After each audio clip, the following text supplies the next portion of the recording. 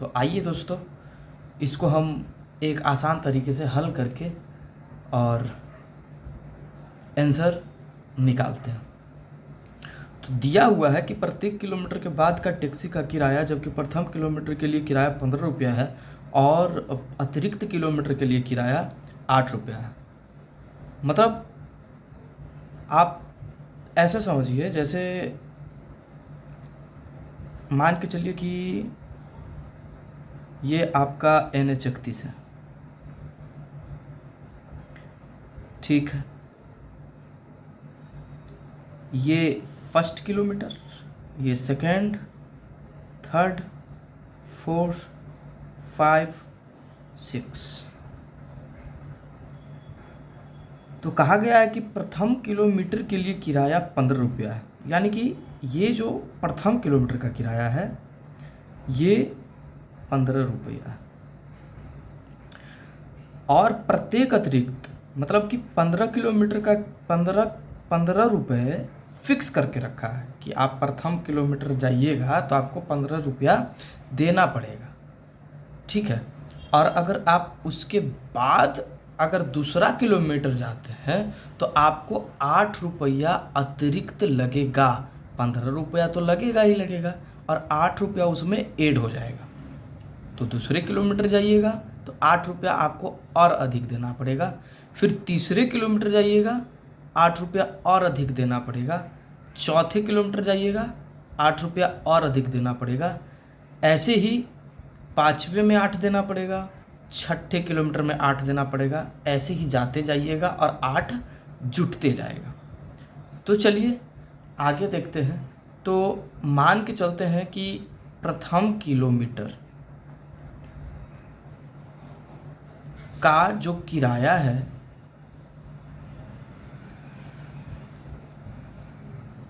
A1, मान के चलते ये A1 है 15 रुपया। दूसरे का मान के चलते हैं तो फिर दूसरे किलोमीटर का किराया यानी A2, तो दूसरे किलोमीटर में चलेंगे तो 15 + 8 हो जाएगा। 15 + 8 बराबर कितना?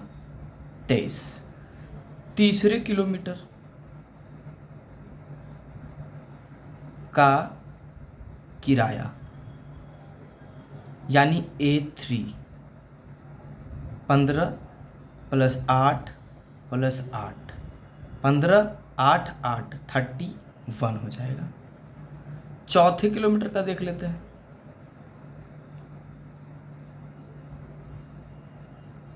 चौथे किलोमीटर का किराया यानी A4, 15 + 8 + 8 + 8, ये हो जाएगा 39। इसी तरह से चौथे, पाँचवें, छठे, सातवां एक लगातार श्रृंखला बनते चला जाएगा। तो आइए हम इसको श्रृंखला में लिखते हैं।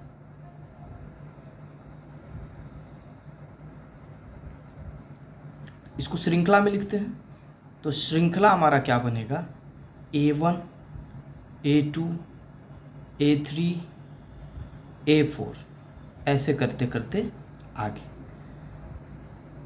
तो A1 बनेगा 15, A2 बनेगा 23, A3 बनेगा 31, A4 बनेगा 39, इसी तरह से आगे। अब प्रश्न में कह रहा है कि संख्याओं की सूची AP है और क्यों। तो हमको पता करना है कि ये जो श्रृंखला है ये AP है या नहीं। तो इसके लिए हम पिछले वीडियो में बताए थे कि AP है या नहीं, इसके लिए हम सार्व अंतर निकालते हैं। क्या निकालते हैं? सार्व अंतर, जिसको अंग्रेजी के छोटे अक्षरों D से सूचित किया जाता है, ठीक है। तो सार्व अंतर हम पहले निकालते हैं। क्या निकालेंगे? सार्व अंतर। तो सार्व अंतर यानी कि D। क्या निकालेंगे? D।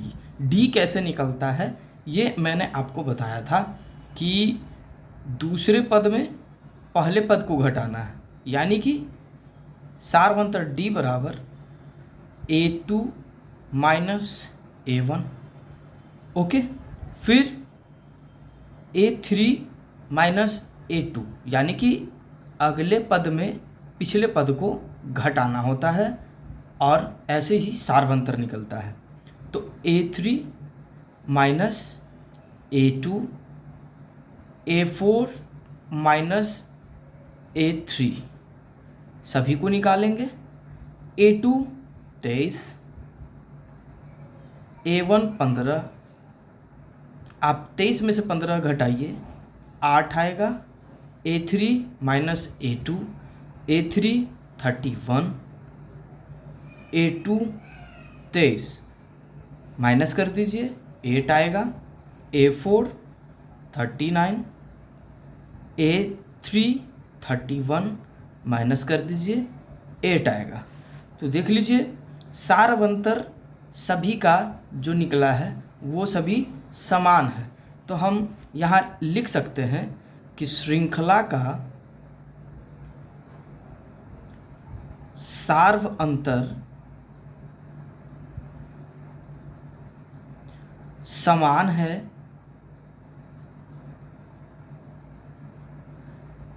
इसलिए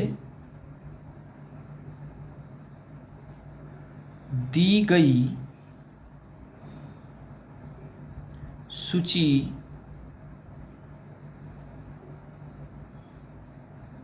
AP में है।